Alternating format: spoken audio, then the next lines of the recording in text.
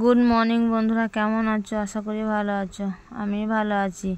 তোমাদের সামনে অনেক দিন পর আসলাম আজকে, তাও মোটামুটি 1-1.5 মাস পর আসলাম। তো বন্ধুরা, টুম্পা সোনার চ্যানেল থেকে তোমাদের সবাইকে স্বাগত। যে যেখান থেকে দেখছো ভালো আছো, সুস্থ আছো।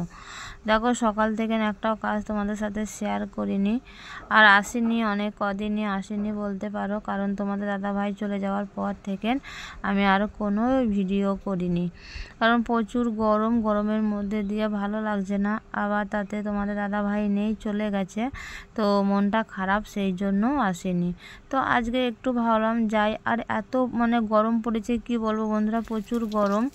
তো দেখো, সকালবেলায় কাজ সেরে, বাসি কাজ সেরে, স্নান করে, ঠাকুর পুজো দিয়ে একবারে চলে এসেছি রান্না। তো খাওয়া দাওয়া হয়ে গেছে, সকালবেলাকার টিফিন। তো জল দেওয়া ভাত ছিল, সেটাই খেয়েছি চপ এনে। তো দেখো, মাছ নিয়েছি সকালবেলাতে। তো মাছের ঝোল, ভাত, আর মাছের পেটের মধ্যে আছে ডিম। তো ডিমটা চাপড়ি করব আমাদের 3 জনের, 3টে, তাহলে হয়ে যাবে। তো দেখো, 3টে করলাম, তো আর একটা ছোট্ট পাড়া হলো। তো বন্ধুরা, তোমাদের দাদাভাই নেই, তোমাদের দাদাভাই চলে গেছে হঠাৎ করে।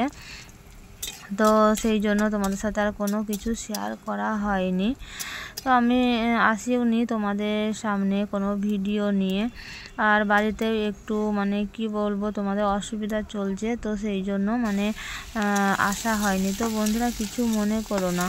তো দেখো, এদিকে আমি মাছ ভাজা হয়ে যাওয়ার পর ডিমের চাপড়িটা ভেজে নিয়ে চলে দিয়েছি তেলে। দিলাম আলুটা কষে নিয়ে ভালো করে মাছের ঝোল করব। তো দেখো, এই যে এটা হলো জলের ফিল্টার। তো এত গরম হয়ে যাচ্ছে, জল খেতে পাচ্ছি না। আর কি বলো তো বন্ধুরা, এই যে ফিল্টারের জল খেয়ে খেয়ে, কেনা জল খেয়ে এত অভ্যাস হয়ে গেছে যে কলের জল ঠান্ডা, কিন্তু খেতে পাচ্ছি না। আর আমার তো ফ্রিজ নেই বন্ধুরা, তোমরা সবই জানো। আর রোদের তাপ দেখো কেমন, প্রচুর রোদ। তো সেই জন্য ওই কানিটা, ওটা হলো বিছনার চাদর, তো ভালো করে পরিষ্কার করে কেচে সার্ফ দিয়ে ওই যে ওরকম করে জড়িয়ে দিয়ে গেছে তোমাদের দাদাভাই। তো প্রত্যেকদিন সকালবেলাতে খুলে নিই, দিয়ে কেচে আবার দিই। তো দেখো, শুকিয়ে গেছে, পুরোটা, এতই তাঁত, তো শুকিয়ে গেছে। এই যুক্তিটা কার হলো? এই যুক্তিটা দিয়েছে আমার যা। তো এত তাঁত গরম, জল খেতে পাচ্ছি না।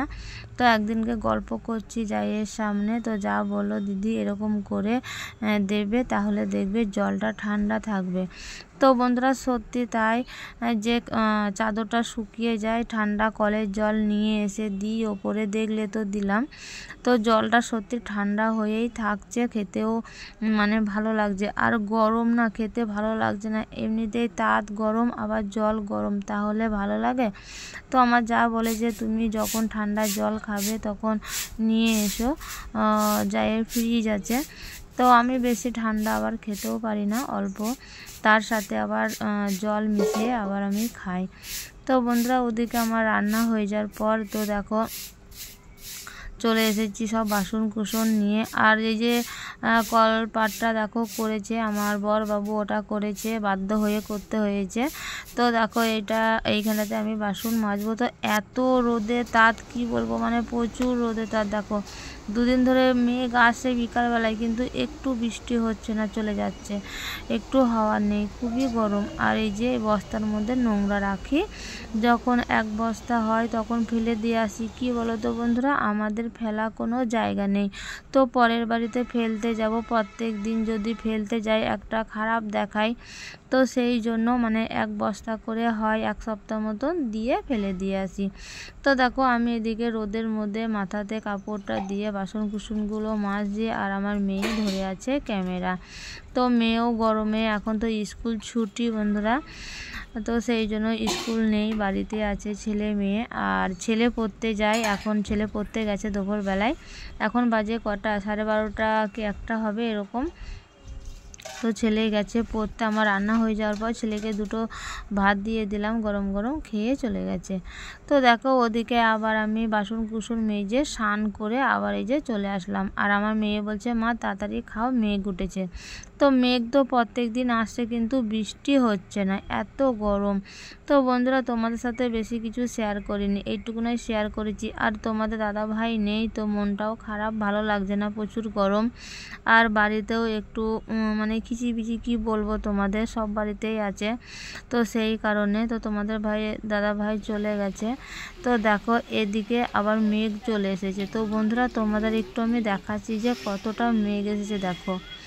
তো বন্ধুরা কেমন লাগলো অবশ্যই কমেন্ট করে বলবে, আর একটা লাইক করে দিও, আমার পাশে থেকো বন্ধুরা। আমি অনেক দিন পর তোমাদের একটা ব্লগ দিলাম, তো তোমরা দেখো কেমন লাগবে অবশ্যই কমেন্ট করো। তো দেখো এই যে প্রচুর মেঘ এসেছে।